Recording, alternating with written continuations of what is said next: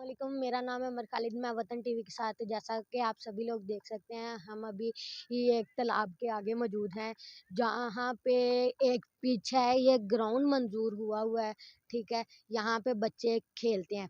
पहले जहाँ पे बच्चे खेलते थे, जिस ग्राउंड में बच्चे खेलते थे, पहले ये तालाब वहाँ पे था। जो गाय भैंसों का तालाब था, ये पहले वहाँ पे था। लेकिन अब बच्चों ने अपनी पॉकेट सेविंग के साथ उन्होंने अपनी पिच बनाई, उन्होंने ग्राउंड ठीक किया।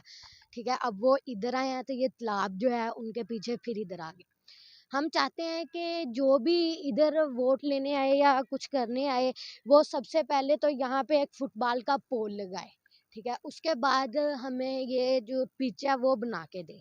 उसके बाद यहाँ पे देखें, आप देख सकते हैं, हालाँकि बच्चों को इधर को खेलना चाहिए, वो उधर को खेल रहे हैं, वहाँ पे इतनी रेत है, वो सिर्फ़ पानी की वजह से उधर को खेल रहे हैं। हमें आप लोगों को चाहिए, गाँव वालों के हम अपील करते हैं कि ये जो तालाब यहाँ पे है, इसको यहाँ से ख़त्म कर दिया जाए और जहाँ पे पहले था तालाब वहीं पर रहे।